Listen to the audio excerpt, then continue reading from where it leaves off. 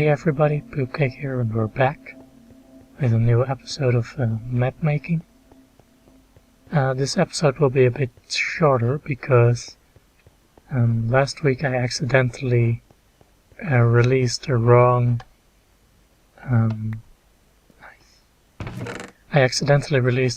episode, which of course isn't too handy, but you know, it happens. So this week I don't really have, I haven't had the time to really prepare yet. I thought I was gonna have like a whole another week for that. Because often with these episodes I need some time to prepare. I need some time to do research, to think about how I want things to go, and also I try to practice my redstone circuits. So for example, this little thing here, let me show you. This probably looks familiar. That's because it's from earlier episodes of the Mapmaking series, like 1 or 2 episodes ago, I guess. Item sorter, item elevator, hopper and dropper based. So yeah, that's kind of the stuff I work on here.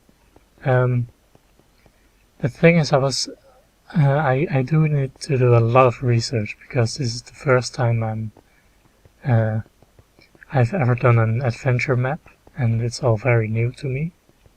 So it's difficult for me to just do it right. It takes a lot of time and a lot of practice. And this is basically the place that I practice my things in. And this is sort of my research laboratory and testing grounds, I guess. So let me show you around a bit. Yeah, let's start here. I'm in adventure mode now because then I can test things out in adventure mode, which is really handy. And I can go back to creative when I want to. So yeah. So first off, this little device. It's kind of a... I'll show you some of the redstone. There's a button here which gives this input, and then this lengthens the input. And this is basically a sort of switch. And the switch is activated by this circuit here. Oh, come on. Crap.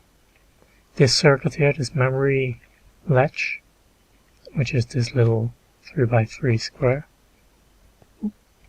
which is activated by this old transporter thingy. There's another one here which deactivates the RSO latch, which basically turns this into a switch. So let me show you how this works and what this does actually. So you go stand here and press the button, and then you're teleported to a different room, which is this room. And basically this system now knows that there is someone in this room. Someone is using this room. So when someone else tries to come in, let's say I'm player A and I'm still in this room, and I'm now player B and I'm coming in and I'm like, I want to go in here. Action already in progress. That means that there's already someone in here. So someone in here decides to return, and now person B can enter again. So this is kind of like a little interface design. I want to use this, for example, for the player to go into the special room, and this device will detect and transport the player into and outside of the room. So in between we can put anything we want. And the thing about this design is that it takes up a lot of space, especially horizontally. And in my adventure maps I have a lot of vertical space, especially compared to horizontal space. So I started working on some vertical redstone designs. By the way, I'm just taking you through some behind the scenes stuff I've been working on. So here's a vertical design. As you can see, it's only one block wide, and it works like this. Whenever this is an RS NOR latch, so this is a memory latch. This one will turn it on. So turn on. Now this output is on, as you can see, and it stays on. And this button will turn it off. So this is a memory latch. This is usually referred to as set. So set, activate. And the green one is reset, deactivate. So that's a one wide RS NOR latch. It's even tileable. You can put them right next to each other. So that's nice. Then over here we have an AND gate. And basically if you do this, if this one gets powered, the output doesn't get powered. AND gates are handy for testing for two conditions. So for example this one, let's turn this one on. So this is input A, input 1 and input 2. If input 1 is on, this will be off. If they're both off, this will be off. If just input 2 is on, it will be off. And it will only turn on when both inputs are on. So that's an AND gate. Again, it's vertical and one wide and tileable. So that's some cool stuff. Yeah. So then I decided for my contraptions, I decided to combine these two. So basically what you have is input A and input B, and then you have a reset button as well. And input A here, or this whole device, will be this input 1 here. So basically this one will kind of reset this one. So this is basically just a pulse to signal almost.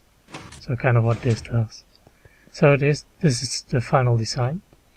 Let's say you want to check for something and you press this. This one, this is an AND gate, so both of these need to be powered. And the only way to power this is by turning it on. So I hope it makes sense. Probably doesn't really, but let's reset it again. Yeah.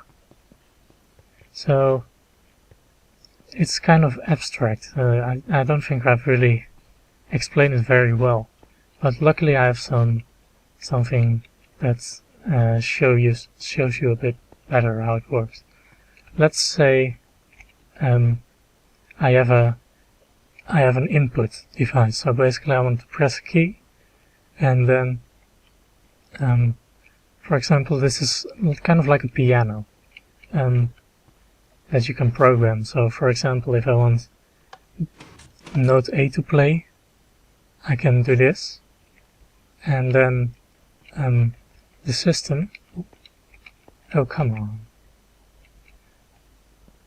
the system basically activates, let's see, how can I show you this well? Yeah, because I've pressed this button, it goes all the way through here and activates this memory latch, which also activates this piston, and now our AND gate here can be pressed. So, but instead of like having, for example, like this AND gate, this is the bottom input. Instead of having a separate bottom input for every one of these systems, I've made one button here that activates all of them. So if there's one note activated, like right now, we can press it and you can hear the note. and then in this case the whole device resets automatically. So you hear a note and then the memory resets. That's because there's also one reset button for the whole array. So now if I want to do this button, this other node, we can activate it, and you can see that it's activated here. Yeah. And now when we press, oh come on, I'm having way too much fun here. When we press this, you hear the other note. It's a higher note. And then it resets again. So the nice thing is that we can also put in both notes. So there's notes here. Let's activate it again. And now you have two notes playing together. And you can add to that with like 3, 4, 5, 6, 7, 8, 9, etc. Pretty much indefinitely almost. And you can continue to add that, and any number of combinations that you put in will then be output at the same time here. So it's kind of abstract, but think of it as playing notes, like these note blocks.